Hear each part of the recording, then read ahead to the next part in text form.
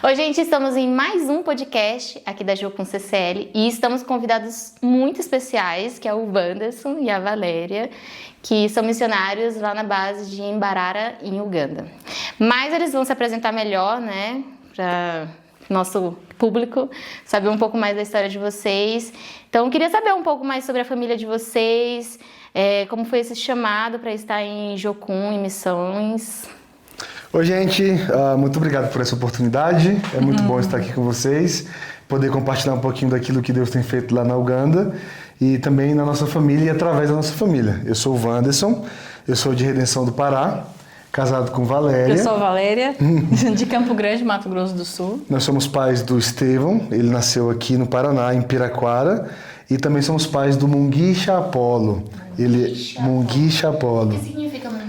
Munguicha significa bênção na língua local, em 3 diferentes línguas, Swahili, Nyankore e Kirundi. Significa bênção. E ele nasceu na Uganda no começo desse ano, dia 11 de janeiro desse ano. E ele é muito fofo, né? Ele é um gordinho fofo. Sim. E como que foi, assim, essa chegada para vocês em Jocum? Como foi esse chamado para a missão? Então, comigo começou, eu vim trazer uma equipe de adolescentes para a campanha de King's Kids e dentro da campanha o senhor falou comigo. Falou, ele tem o poder de capturar pessoas assim para o Senhor, né? Acho que quase, não todos, mas a grande maioria dos obreiros, das pessoas que estão em missões já passaram pelo King's Kids de alguma forma, né? E não foi diferente comigo, né? Eu fui e o Senhor falou comigo, eu fiz ETED, conheci o Wanderson dentro da missão, ele foi meu líder de prático, mas nada intencional, né? E a gente se conheceu, nossa família iniciou dentro da missão também, né? Então tem uma longa história aí, a gente começou em Ponta Grossa, nossa história, depois viemos para a CCL e o Senhor foi fazendo grandes coisas na nossa vida, né? Você fez o King's Kids e também a ETED em Ponta Grossa? Sim, aham. E você, Wanderson? O meu chamado missionário começa no meio de uma frustração.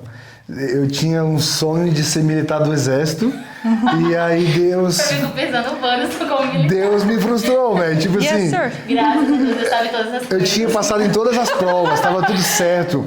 O meu pastor, inclusive, falou assim, lá de Redenção do Pará: Wanderson, eu acredito que todos os cristãos precisavam passar um tempo no exército. Então vai na paz, meu filho. Sabe assim, tava tudo dando certo. Os irmãos da minha igreja, assim, ó, parabéns, soldado Freitas. Tinha camiseta. Tinha camiseta já. Já tinha passado em todas Tinha um as exército de provas. Eu pessoas. preciso ver essa foto. Mas quando eu cheguei no quartel de Marabá, no Pará, e aí eu fui reprovado, eles não me aceitou porque deu excesso de contingente na base, a primeira vez que tinha acontecido isso, e aí no meio de uma frustração, um amigo que era discipulador na época, né, alguns anos atrás, me apresentou um livro do Loren e falou assim, ó, cara, lê esse livro aqui, mas normalmente as pessoas que lêem esse livro querem fazer o que essa história tá dizendo que tá contando aqui, né? E não foi diferente. Daí foi o primeiro livro da minha vida que eu li. E aí eu li esse livro e quando eu fui entregar para ele, eu falei assim, cara, eu preciso conhecer mais sobre Jocum, sobre missões, né? E aí ele falou assim, você quer ir para um lugar longe ou perto? Eu falei, eu quero ir para um lugar muito longe, porque o sentimento de frustração era grande, entendeu? Então assim, eu quero ir para um lugar muito longe, não quero ficar perto do Pará. Ele falou, beleza, você quer ir para um lugar frio ou quente? Eu falei, um lugar muito frio, porque eu não aguento mais esse calor do Pará. E aí ele falou assim, tá bom, tá começando uma ETED em 2 semanas, lá em Curitiba. E eu falei, tá, e o que eu tenho que fazer? Ele falou, você tem que ter dinheiro. Eu falei, mas eu não tenho dinheiro, né? Tinha pedido conta do emprego, saído da igreja, me desligado da igreja. Tipo assim, tava tudo certo para mim servir o exército. Ele falou assim, não, você pode ir que eu vou passar, todos os meses, eu vou passar de célula em célula da igreja pedindo oferta para você para poder pagar a sua ETED. E aí onde começou todo esse chamado missionário, né? Vim parar em Curitiba, aqui na base do Sem Fronteiras, há 11 anos atrás, e entendi em Deus meu chamado, né? Depois fiz algumas escolas na Jocum. Depois dessas escolas eu fui para Ponta Grossa para poder servir lá e trabalhar com estudos bíblicos. E aí, nesse período que eu conheci a amada da minha alma. Isso. Sim, Qual o nome da história cidade que você foi servir? Marabá. Olha, quase em Mbarara, ó. É verdade. Agora é outro exército. Agora é outro. E como é que Uganda entrou nessa história de missão que vocês enfim, vocês estavam na CCL, eu fui em Ponta Grossa, como é que foi? Nossa, é assim, na verdade, quando a gente casou, o Wanderson já tinha um chamado para os povos sul-sudaneses, né? E quando eu entrei na missão, o senhor nunca tinha falado para mim sobre um povo específico, né? Onde eu ia trabalhar, ou região, ou tribo, nada disso. Então, eu estava seguindo a minha vida, ouvindo o Senhor e obedecendo. Quando eu casei com ele, ele já tinha o povo do Sudão no coração. E ele falou assim, ó, a pessoa que casar comigo tem que estar disposta a amar o Sudão do Sul, como eu amo. E aí eu falei, o Senhor, põe amor no meu coração, né? E aí a gente foi caminhando nesse sentido, achando que a gente ia trabalhar só no Sudão do Sul, né? Focado no Sudão do Sul. E quando a gente descobriu a Uganda, quando o Senhor falou pra gente da Uganda, foi em 2018, né? Lá, né, em Ponta Grossa, durante a ETED, a gente estava liderando a ETED lá, e o Senhor falou com a gente em 2018, no primeiro semestre, de levar um prático para lá. E a gente conseguiu levar esse prático para a Uganda, e a gente descobriu o campo de refugiados na Kivale, que é um campo que tem mais de 7 nações, e inclusive os povos do Sudão do Sul. Então foi aí que iniciou o começo de o Senhor começar a desvendar novos sonhos deles para o nosso coração, para a nossa vida, né? Então foi aí que deu o start. Foi, e aí em 2018, no primeiro semestre, a gente via a primeira equipe do Brasil para Uganda, lá de Ponta Grossa, e no segundo semestre a segunda equipe do Brasil para Uganda de CCL, do CCL. Nossa, Só que nós está de Ponta Grossa? Sim, A primeira foi de Ponta Grossa. nós estávamos lá em Ponta Grossa e eles aqui em CCL, obviamente. Mas tipo assim, a gente não tinha um relacionamento com o CCL. O relacionamento era bem pouco, alguns poucos obreiros que a gente chamava para dar aula na ETED de lá. E aí o tempo passou, a gente continuou trabalhando com a Uganda, de Ponta Grossa, até que uma vez eu chamei o João para poder dar aula na ETED. Eu chamei ele 2 vezes, mas na segunda vez ele me fez um convite muito especial, que era vir para fazer EPOL. Sim. E eu tinha entendido de Deus que o nosso ciclo tinha acabado em Ponta Grossa, porque nós fomos para Ponta Grossa para trabalhar com estudos bíblicos. Então a gente plantou a primeira escola de estudos bíblicos. Tipo, a escola acabou 5 de setembro, 10 de setembro a gente já estava desligado da base. Era esse o propósito. Porque, tipo assim, Deus tinha muita pressa, assim, sabe? E aí a gente veio para o CCL, a gente fez a EPOL, e no meio da EPOL veio o Covid. E aí eu me lembro que estava todo mundo ali embaixo, a Dana, o João, né, a galera da liderança, chamou assim todo mundo, todos os alunos, falou assim, gente, não vai ter como mais ter aula presencial, a gente vai ter que isolar, todo mundo vai ter que assistir aula. Vai ser online agora, aí, Paulo, ele falou. Então, se você puder, você pode voltar para sua casa e assistir a escola de lá. Olhei para a Valéria e falei assim, para onde que a gente vai? Se a casa que a gente tem, entendeu? Não temos mais casa que a gente tinha, eu quero dizer, né? E aí eu falei pro João, e o João falou assim, não, a gente entende o caso de vocês podem ficar aqui. E aí Deus começou a fazer um monte de coisa na nossa vida durante esse tempo de pandemia aqui no CCL. Aí um dia, a gente entendeu de nos ligarmos aqui na base para que pudéssemos ser obreiros. E a gente foi falar com o operacional. E o operacional falou assim, qual que é a visão de vocês, qual que é o chamado de vocês? E a gente começou a falar sobre Uganda. E era a mesma coisa que eles estavam falando aqui no CCL também. Só que antes da gente vir para cá como obreiros, ou até mesmo como alunos para fazer EPOL, teve um evento no Rio de Janeiro, foi o último evento que o Lori veio no Brasil, chamado O Chamado para Todos. E eu fui para esse evento de Ponta Grossa, e o pessoal do CCL foi para esse evento lá no Rio de Janeiro, daqui da base. E teve um povo lá, teve um momento que eles falaram sobre a adoção de povos. E eles falaram sobre uma tribo do Sudão chamada Xerife.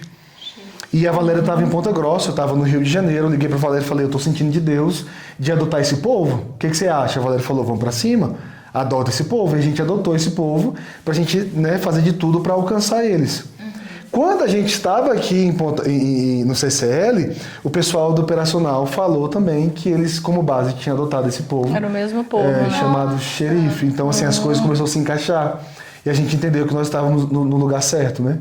E aí aqui a base já tinha uma ETED chamada Amor Sem Fronteiras. Já existia ETED. Exatamente, essa ETED. Que é a ETED que tem aliança com a Uganda, né? Então toda ETED do CCL vai para a Uganda. E aí a gente começou a trabalhar nessa ETED, até que a gente liderou acho que 2 ou 3 ETEDs, se não estou enganado. Não lembro, E aí, um tempo Deus falou assim, cara, vocês precisam subir o nível. Não dá mais só para ir para Uganda, fazer teatro, sabe, dança, ganhar as pessoas para Jesus e voltar. E a gente falou, e eu falei para Valéria, cara, a gente precisa fazer uma coisa diferente. Se eu não tô enganado, foi na Tueted, que teve 3 times, certo? Foi. Foi, Assim, rotativa, né? Era pra ser 3 times, Foi isso. 2, né? Foi 2. Foi 2. Era pra ser 3, foi 2. É verdade. Corte. Mas era essa ideia de rotatividade. Isso. E aí foi onde a gente começou a fazer um prático um pouco diferente, tipo um prático mais intencional, entendeu? Esse prático vai ser justiça e transformação, esse vai ser mais evangelismo, esse vai ser mais treinamento, e aí a gente começou a ter uma visão mais ampla da coisa lá no campo de refugiado, né? Até que Deus falou assim, até que a gente entendeu, na verdade, de sair do Brasil. Então a gente foi para Nova Zelândia, passamos 1 ano aprendendo inglês, e aí finalmente chegamos na Uganda, tipo assim, não mais para 2 meses, entendeu? Mas para gastar nossa vida naquele lugar. Nesse intervalo que vocês entenderam sobre, enfim, o Uganda e até vocês pisarem em Uganda, quanto tempo deu? Foi muito tempo.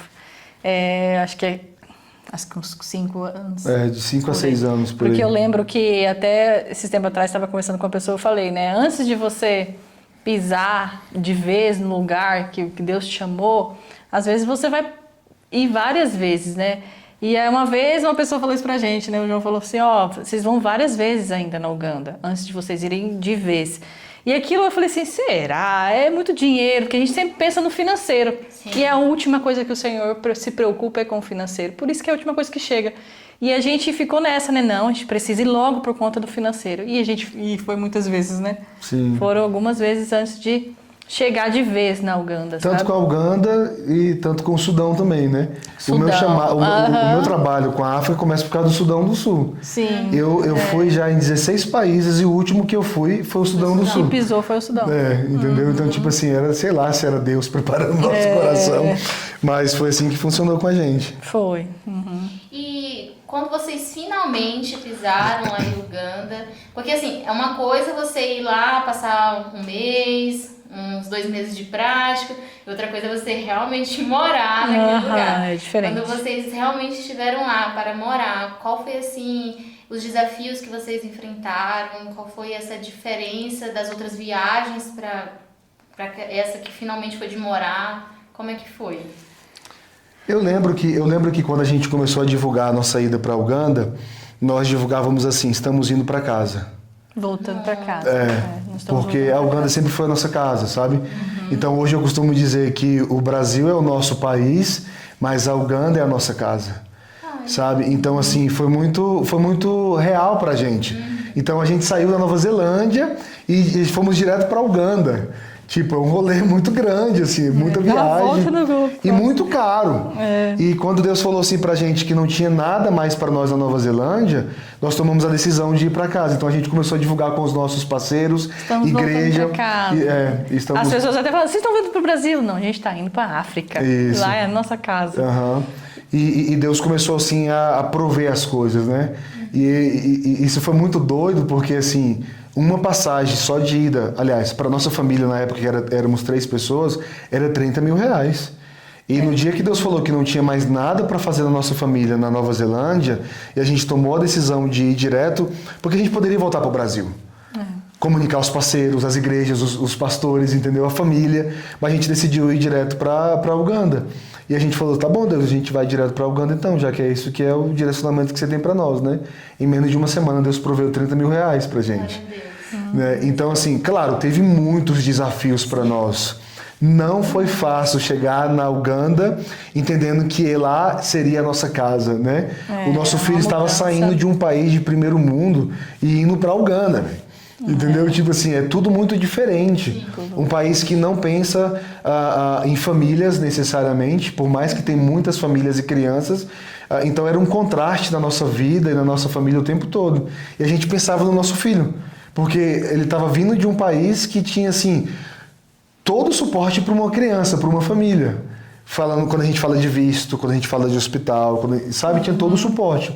Mas Uganda não tinha. Uma outra realidade. Uma outra realidade. Sim, totalmente diferente. Eu costumo dizer que o desafio maior de tudo isso é você acreditar naquilo que o Senhor está falando para você, na visão que o Senhor está te dando. Porque você acreditar e permanecer na visão que o Senhor está te dando e caminhar sobre ela, fazer acontecer. Esse é o maior desafio, porque as coisas difíceis vão aparecer a todo tempo. Os desafios, os choques culturais, eles vêm e vão a todo tempo. Mas você permanecer nesse lugar é o maior desafio, sabe? É obedecer.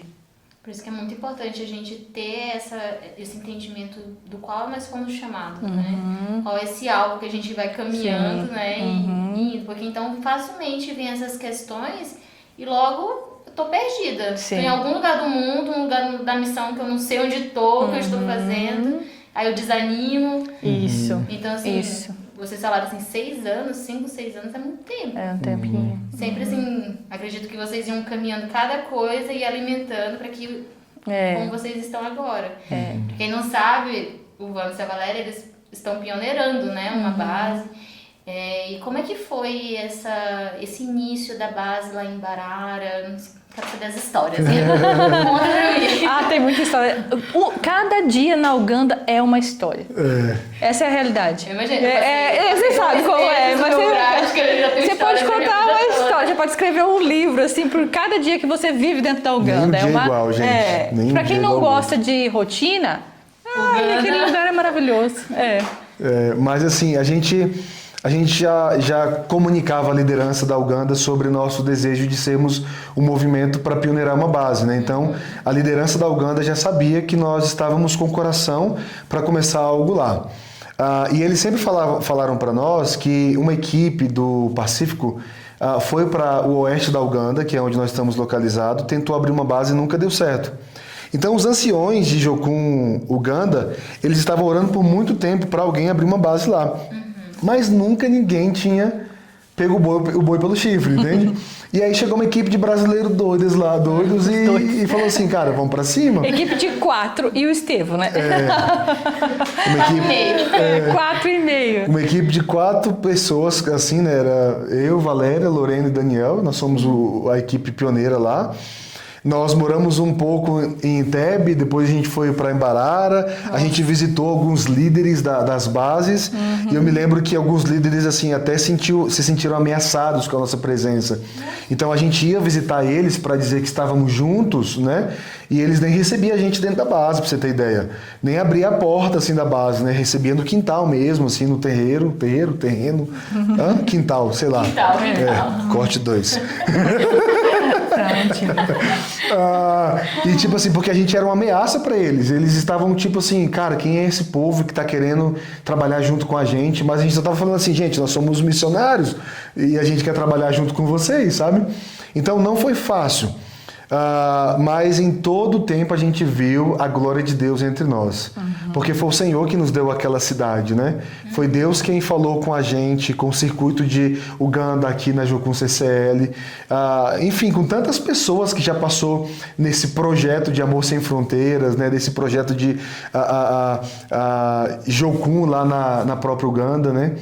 Então, assim, um dos testemunhos é que quando a gente estava olhando a casa, porque nós não temos ainda um terreno que pertence a nós, a gente alugou uma casa e é uma casa muito boa. Eu sempre digo que é um bom começo, sabe?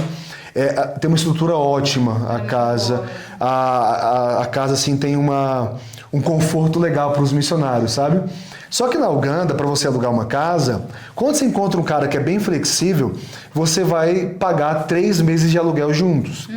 E a gente é missionário, velho, a gente só tinha uma palavra de Deus, a gente não tinha dinheiro. A gente é tudo, a gente é tudo. A palavra de Deus não sonha. Exatamente. É isso mesmo. E aí a gente olhou a casa e eu me lembro que quando a gente achou a casa, a gente já era em 4, 5, 6, 7 obreiros. E aí eu chamei toda a equipe dos obreiros para lá e a gente começou a orar no quintal da casa. E Deus começou a falar com a gente, que ali era o lugar, sabe?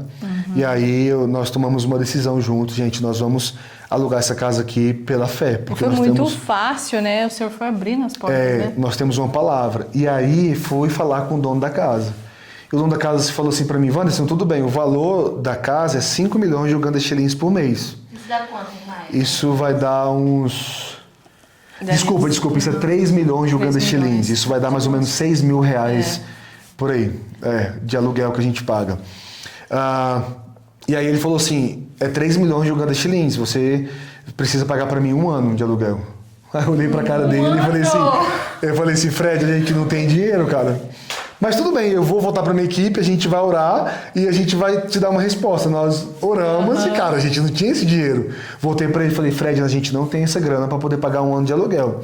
Ele falou, tudo bem, você pode pagar 6 meses? Também. Aí eu falei, você não entendeu. É difícil pagar um. Nós não temos dinheiro. Tem como dividir o primeiro aluguel entre vocês? E aí eu falei assim, mas a gente vai continuar orando, né? E aí a terceira vez eu falei, cara, não tenho dinheiro para poder pagar 6 meses. Ele falou assim, quanto que você pode pagar? E aí eu falei assim, eu acho que nós podemos pagar 2 meses. 2 ou 3 meses que eu falei para ele. Ele falou assim, tudo bem, negócio fechado. Eu sei que essa casa é para glorificar o nome de Deus, o cara falou. E ele não é cristão assim, sabe? Isso que é legal. Não.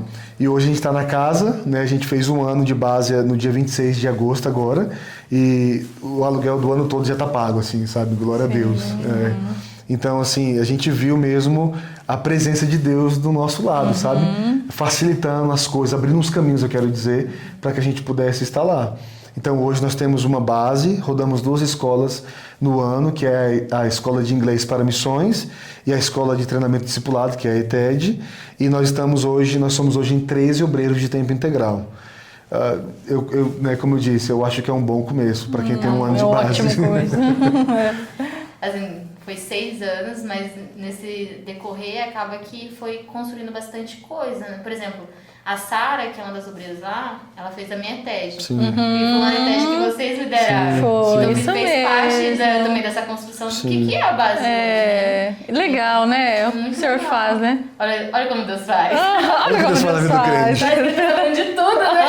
Mas quem sabe de tudo, né? Mas assim, muita gente participou disso, né? Sim, nós estamos, eu quero dizer, como líderes daquela base hoje, né? Trabalhando no pioneirismo. Mas existe todo um contexto, uma história por trás.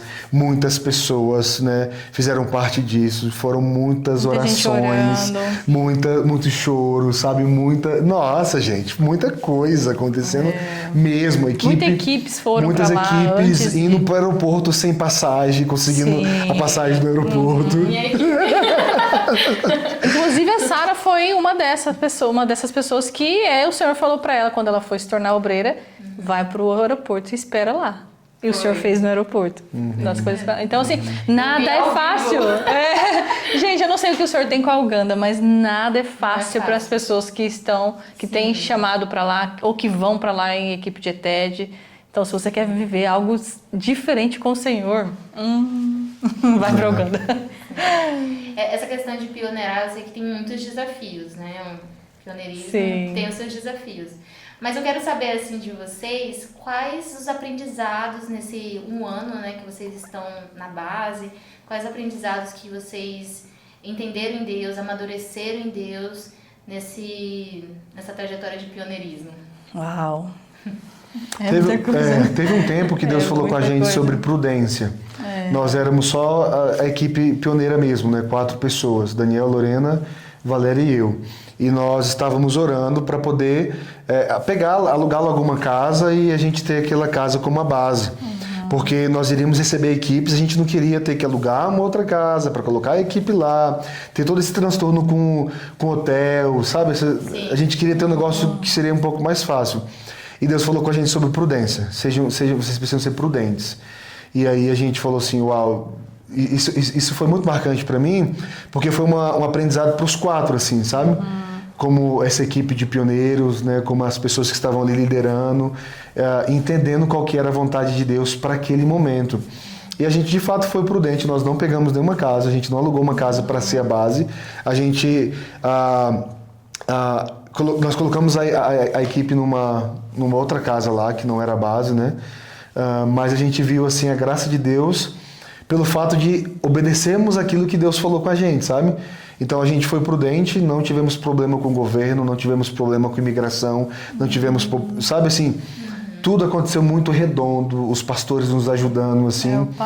Então é muito fácil você ser um ativista num país que você está pioneirando. É isso que eu ia falar. Para mim, o ativismo e o pioneirismo. Porque, assim, se você não fizer, ninguém vai fazer. Você tem que fazer a coisa, sabe?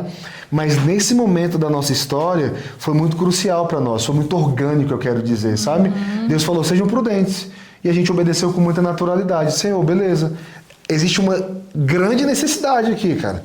Muita gente querendo vir para cá, nós não temos como receber esse povo, mas a gente vai ser prudente. O Senhor vai prover para nós, e de fato Ele proveu, né? Então isso foi uma das coisas que eu aprendi. Para mim, igual ele falou, é exatamente isso, essa diferença de ativismo e que as pessoas confundem com o pioneirismo, né? Sim. E o pioneirismo confundem com o ativismo, e são coisas que uma coisa é você fazer, ter o pioneirismo fazendo com Deus, e o ativismo você não faz com Deus, né? Você faz para Deus, né? Você está naquele ativismo ali fazendo as coisas para Deus, mas não com o Senhor. Então, para mim, isso marca, assim, e é muito sutil, uma linha muito fina. As pessoas às vezes olham de fora e não conseguem entender. Eu acho que é um ativismo, mas não, é o pioneirismo que você está fazendo com o Senhor, né? Você tem um foco, você sabe onde você quer chegar, sabe entendeu? O que o senhor está falando com você não está tipo assim, deixa eu ir por aqui, deixa eu tentar esse caminho. Né? Você sabe, entendeu? Então, assim, não é fácil mesmo pioneirar, fazer o fundamento para que outras pessoas possam chegar lá. Né? A gente costumava dizer que, quando estávamos no Brasil, que pioneirismo é pegar o facão e abrir o caminho para os outros passar, né? Mas no nosso caso, quem está com o facão na mão é Deus. Deus é quem está abrindo o caminho para que nós pudéssemos passar, entende? Então, assim, não é fácil, é muito desgastante, tem hora que você vai estar muito cansado mesmo, mas a gente não está perdido, a gente sabe para onde a gente quer chegar, entendeu? Isso só é um pioneirismo, a gente está fazendo isso com foco, mas eu vou precisar renunciar à minha família, eu vou precisar renunciar ao meu conforto, eu vou precisar renunciar o meu tempo de descanso às vezes, porque se eu não fizer, ninguém vai fazer, e não dá para fazer amanhã, tem que ser feito hoje. Então, como eu sei aonde eu quero chegar e quais são os resultados que eu quero produzir, eu preciso fazer aquilo lá. Mas quem está por fora pensa, é muito ativismo, né? Estão perdidos, tadinho. Não, a gente sabe onde a gente quer chegar, sabe? Só que não é um ativismo, necessariamente, porque nós estamos com um objetivo, né? Olhando assim, vocês falando, dá pra ver como a autoliderança é importante. Assim, você se colocar nesse lugar, assim, eu tenho esse alvo, vou caminhar nisso, não posso descansar agora, mas quem sabe daqui a uns anos eu consiga. Mas assim, a gente tem essa autoliderança, porque uma pessoa que não tem essa autoliderança também facilmente se perde. Um ativismo também. Autoliderança, eu acredito que também a inteligência emocional, assim, que está dentro da autoliderança, né? Assim, se você não tem, você começa a criar na Uganda. Você vai aprender na marra, porque você tem que decidir muito rápido, você tem que pensar muito rápido, às vezes você tem que pensar por uma outra pessoa, entendeu? Eu costumo falar para o Vanza, eu prefiro 1000 vezes segurar um doido do que empurrar um bobo, né? Então, assim, às vezes você tem que segurar a pessoa que está ali com você no pioneirismo. Não, ele está pensando além das coisas, mas você precisa falar, espera, vamos com calma. Também tem isso no pioneirismo, né? Não é porque a demanda é muito grande que você vai fazer tudo de uma vez, né? Então a gente tem que ter prudência, entendeu? Muito bom. E como é que foi essa questão, por exemplo, de ganhar o coração da comunidade, do povo ugandense, dos refugiados, das pessoas com quem vocês trabalham, né? Como é que foi esse processo? O africano, ele é muito receptivo, né? Eu amo o africano. Friendly. Eu amo demais, assim. São amigáveis. Porque você tá passando assim numa comunidade, você baixa o vidro do carro e fala, Bukama assim, mãe. Todo mundo responde assim, Munonga, sabe? Tipo assim, como se a gente conhecesse há muito tempo. Sim, o sorrisão, então, sempre estampado. Por essa receptividade que os africanos têm, ficou um pouco mais fácil, né, ter esse relacionamento com os africanos. E também o nosso trabalho começou em 2018. E a gente sempre trabalhou no mesmo lugar, no mesmo campo, com o mesmo pastor, com as mesmas igrejas, entendeu? Então isso facilitou um pouco. E esses pastores, que são homens de paz para nós, fizeram, né, esse network, a ponte com outras pessoas, com outras igrejas, com outras comunidades. Então, por exemplo, como a Valéria falou, no campo de refugiados que nós trabalhamos com mais de 7 diferentes nacionalidades. E você não consegue estar presente nas 7 diferentes nacionalidades, mas é um homem de paz que conecta você com a Etiópia, por exemplo, com o povo da Etiópia. Você vai lá, dá Bíblia em áudio para o povo, distribui alimento para as crianças e ao mesmo tempo passa de casa em casa orando pelas pessoas. E como o africano ele é muito aberto, assim, você se torna, tipo assim, best friend. Você, cara, sabe? Então isso não foi um desafio para nós, né? Assim, esse relacionamento com o africano. Foi muito fácil. Eles são abertos, assim, ao evangelho. Mas tem um outro lado da moeda que o africano, ele é muito difícil para você ter uma amizade profunda com ele, né? Então, com profundidade, assim, com pelo verdade, menos... Né? Com verdade, essa é a verdade, né? Essa é a verdade, com verdade. Então, assim, eles sempre vão ficar do lado do africano. O africano nunca vai ficar contra um africano, né? Então, assim, essa amizade verdadeira, de como a gente consegue fazer no Brasil com pessoas com profundidade, é muito, muito difícil. Um companheirismo mesmo. Sim, É uma pessoa que você pode confiar, que você não precisa desconfiar, entendeu? Todo tempo desconfiar. Ele é muito aberto. Ele sorri. Eu acho o sorriso do africano lindo demais, assim, sabe? Quer ver o Mugisha Apollo? Aqueles dentes brancos, assim, então ele sorri pra você, ele te abraça, ele dança com você. É muito bom. Mas você não pode acreditar 100% naquilo que ele tá falando, entendeu? Então, ter uma amizade com verdade na Uganda, isso é um pouco desafiador, assim. É fácil se aproximar, ter essa abertura, mas é difícil se aprofundar, né? Ter essa lealdade. E não é por conta da língua, é porque realmente é a cultura deles, assim. Né? Quais são os campos de refugiados que vocês estão trabalhando, servindo? Nós estamos presentes no campo de refugiados chamado Nakivale, mas Nakivale é dividido em zonas que eles falam, né? Então tem o Base Camp, tem o Nakivale, tem o Juro. Nós trabalhamos mesmo em Nakivale, que é no Base Camp, e também estamos iniciando um projeto, né, um trabalho novo, uma iniciativa no campo de Juro. O campo de Juro Juro. Chama Juro. Juro por mim mesmo. Juro. Esses refugiados todos vêm da República Democrática do Congo. É um campo muito novo.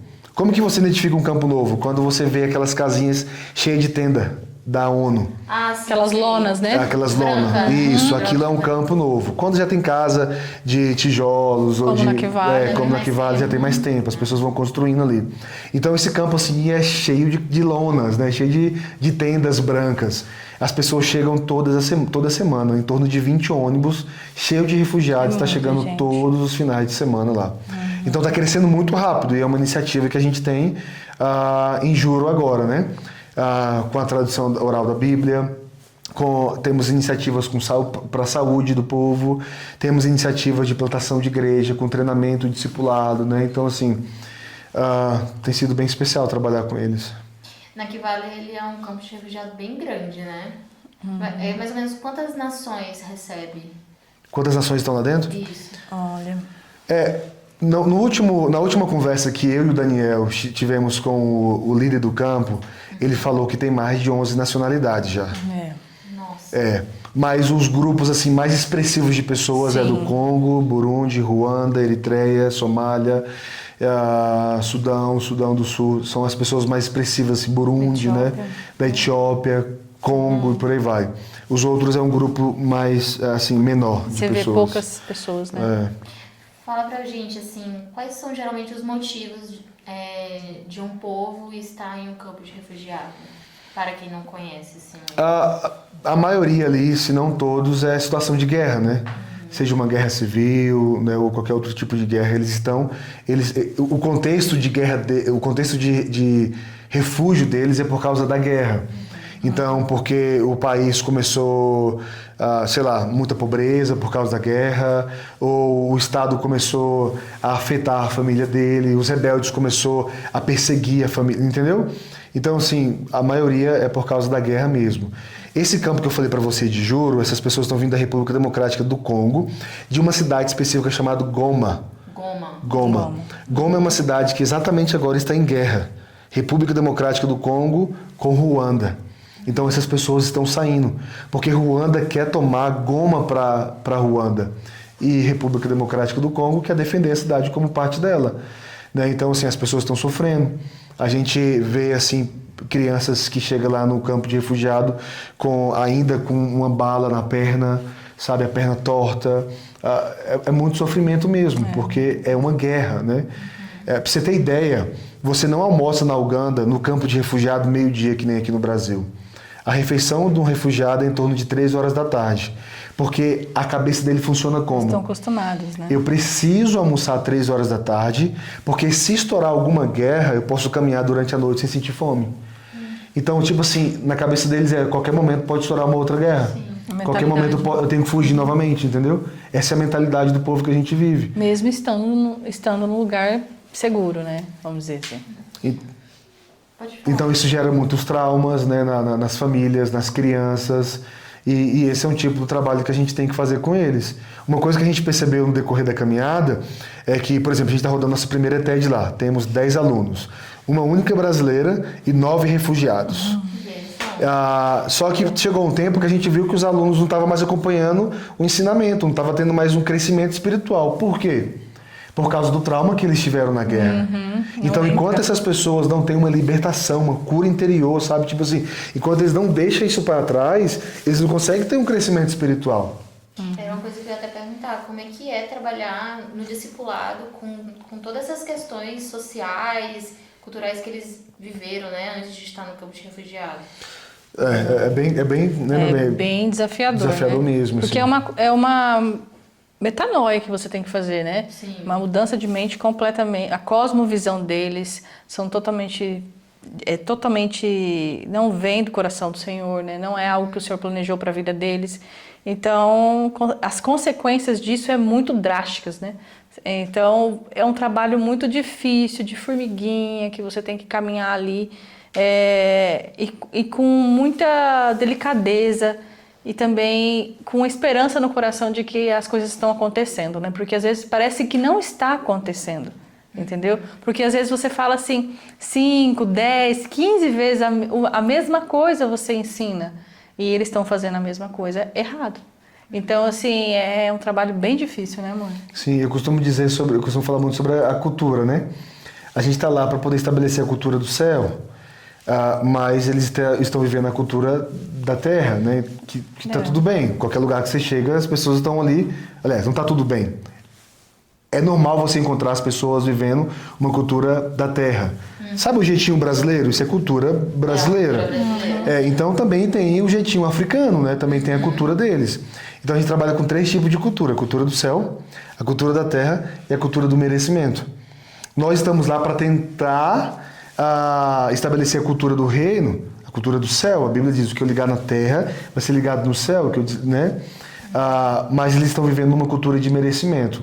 Como estamos trabalhando com refugiados, eles acham que eles merecem tudo. Então, quando eles vêem uma equipe de missionários, né, pessoas brancas são chamadas de muzungos na Uganda. Então, quando eles veem um muzungo, eles pensam que nós somos uma árvore de dinheiro. Recebe dólar. Mal sabe. Mal sabe. Então, assim, o que ele pensa? Eu mereço.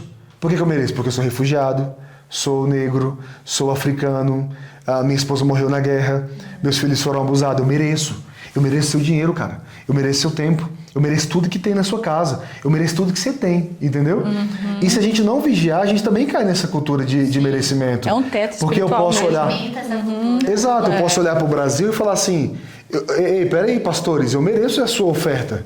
Mantenedores, eu mereço a sua atenção, porque eu larguei meu país, cara, larguei minha família, a minha língua, a minha cultura para poder viver aqui na Uganda, então eu também mereço. Olha para mim, Entende? Então, assim, bem a gente isso. está o tempo todo, em todas as nossas atividades, nós somos intencionais para estabelecer o reino de Deus. Eu me lembro que uma vez um casal de amigos lá do sul do Pará, eles foram para Uganda e eles falaram assim: Wanderson, quanto que custa uma vaca? Eu falei, olha, uma vaca. Eu falei assim, olha, eu acho que custa em torno de 1 milhão de Uganda shillings, que vai dar aí uns R$1.200, né? Ou até mais um pouco, depende da cotação. E aí ele falou assim: vamos comprar uma vaca, cara, e vamos fazer um churrasco para as crianças. Eu falei, fechado. A gente foi atrás dessa vaca, compramos a vaca, comunicamos para a comunidade, falamos para os pastores: esse evento é para as crianças. Nós matamos a vaca, acordamos de manhã, colocamos a carne no espetinho, nós fizemos churrasco para 800 crianças. Uau! Quando chegou a hora de comer o churrasco, os pastores queriam que primeiro os homens comessem o churrasco, depois as mulheres e por último as crianças. Isso é uma cultura de merecimento deles. Isso não é uma cultura celestial. Porque se você for olhar para aquilo que a Bíblia diz para as crianças, e até mesmo assim, racionalmente, as crianças não conseguem trabalhar para ter sustento e comprar uma comida. Os homens conseguem. Então, como a Valéria falou, um trabalho de formiguinha, parece que não está acontecendo, mas acontece. Um pastor se levantou do meio deles e falou, não, pessoal, esse churrasco aqui é para as crianças. Se sobrar, vocês homens e mulheres vão comer. Mas esse churrasco aqui é para as crianças. Então, sabe, ele estava lutando junto com a gente para poder estabelecer a vontade de Deus. Sim. O evento era para as crianças, a oferta chegou para as crianças, mas por causa da cultura de merecimento deles, essa cultura primeiro tudo é os homens, tudo são os líderes, os pastores, e aí, graças a Deus, a gente viu um fruto ali, sabe? O cara se levantou e falou, não, peraí, o objetivo de tudo isso aqui é para as crianças. Então, se sobrar comida, se sobrar carne, se sobrar churrasco, aí a gente come. E sobrou. Eles comeram. Mas eles foram, confrontados, né? Porque a gente estava mostrando para eles o que, de fato, a Bíblia está nos ensinando, né? Eles entenderam um princípio, né? Algo... Sim. E como é que é essa relação? Você falou assim sobre os pastores, me veio assim, como é que é essa relação de vocês com as igrejas? Vocês trabalham junto com... Você mencionou de igrejas, né? Como é que é esse trabalho junto com elas, com os pastores locais? As igrejas da Uganda, elas têm uma necessidade muito grande, assim, de ajuda, né? De apoio. Então, é muito fácil você se relacionar com o pastor. Porque, assim, na Uganda é difícil você ir num culto no domingo para você receber alguma coisa. Se você vai no culto é para você dar, para você ministrar, para você falar, né? Eles querem te ouvir. Então, assim, a gente consegue ter um relacionamento com os pastores porque eles estão sedentos, eles querem a nossa ajuda. E a gente está lá para poder servir eles, né? A gente está lá para poder fazer isso mesmo, para poder servir as igrejas. Mas a gente tem bons homens, né? Assim, homens de Deus mesmo, homens de paz, que são pastores, são os nossos conselheiros também, homens que nós podemos confiar de Deus, sabe? Então isso gera, assim, uma liberdade para que a gente possa trabalhar com outras igrejas também lá. Tanto dentro de Nakivale, do campo, com igrejas, quanto na cidade de Mbarara, né? A gente tem bons relacionamentos, assim, com os pastores. Sim. A gente já está quase finalizando, mas antes de finalizar eu queria saber um pouco sobre os planos para os próximos passos da base. Quero saber assim, o que Deus tem falado, o que vocês têm planejado, o que vocês podem compartilhar também agora. Nossa, quer falar? Bom, essa é uma boa pergunta. Não porque a gente não tem resposta, porque é muita coisa, né? Alguém falou para mim um dia, Wanderson, vocês têm muita coisa para fazer. Eu falei, não, a gente tem pouco obreiros.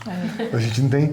Né? Então, assim, a gente está comprometido mesmo com a erradicação da pobreza bíblica, né? Então, por isso que nós já começamos a traduzir o livro de Ruth numa língua chamada Kibembe. Então, nós queremos que a partir do ano que vem a gente vai dar um pouco mais de gás nesse ministério, porque pessoas estão querendo se envolver com a gente por causa da OMT, né? Então, essa semana mesmo eu recebi uma mensagem de uma pessoa da África do Sul dizendo, Wanderson, quero estar mais perto de vocês, porque eu quero estar, assim, junto com vocês na tradução da Bíblia, né? Há 2 meses atrás, um cara da Nigéria, que é uma das bases exemplar para nós na Uganda. A Nigéria já traduziu mais de 100 diferentes... A Nigéria já traduziu em mais de 100 diferentes línguas. Acertei? Acertou. Editor. Vários cortes. Então eles são um exemplo pra gente, assim, sabe? E um cara da Nigéria que trabalha com eles da OMT falou, eu quero abençoar vocês, eu quero me comprometer com vocês aí. Legal.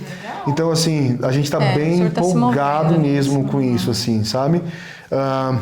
E muita gente querendo ir. Pra você ter ideia, em janeiro vai aí uma turma de mais ou menos 10 brasileiros para fazer a escola de inglês e já ficar como obreiros, né? O senhor tem falado, o senhor tem falado muita coisa com a gente, assim, de fundamentar as coisas também que a gente está fazendo lá, né? O senhor tem compartilhado sobre... Porque, igual a gente falou, tem muita coisa para fazer, mas a gente quer dar foco em fundamentar as coisas que nós já estamos fazendo, né? Então, a gente está enraizando esses ministérios, sem criar novas coisas. A gente pede, Senhor, não compartilha mais nada, não. Vamos só fundamentar isso, porque a gente precisa realmente dar fundamento às coisas, né? Essa base. Para que no futuro a gente consiga frutificar mais, né? E alguém pode perguntar, vocês estão fundamentando isso para quê? Para chegar aonde? Para alcançar quem, né? A nossa visão é abençoar os refugiados. É por isso que nós estamos lá como base. Deus falou com a gente, antes mesmo de começar qualquer iniciativa na Uganda, né? Nós vamos fazer do refugiado um missionário. Ele chega na Uganda como um refugiado, mas ele pode voltar para o seu país como um missionário. Amém. Então, todas as coisas que nós estamos fazendo, os ministérios, as iniciativas, a gente se move pensando nisso, sabe? Nós queremos fazer do refugiado um missionário. Isso tem acontecido. Como eu te disse, na nossa primeira ETED, a gente está com 9 refugiados que estão recebendo o DNA de missões. Alguns meses atrás, uma menina que é do Burundi falou, Wanderson, não, aliás, falou para mim não, né? Falou para um outro obreiro, e esse obreiro falou para mim. Falou assim, viu, eu recebi o chamado de Deus para ser missionária na Ruanda. Pensa, ela é refugiada do Burundi e Deus está compartilhando o coração dele para ir para Ruanda. Então isso tem acontecido. Nós, como base Jocumbarara, lá no oeste da Uganda, numa cidadezinha muito pequena, estamos nos movimentando para fazer do refugiado um missionário. Então tudo que nós fazemos é intencional, para depositar no refugiado um DNA missionário e fazer com que ele entenda que ele pode ir e ser também uma onda de missionários. E a gente crê que a gente vai ver africanos, né, refugiados indo por todas as nações e pregando o Evangelho. Amém.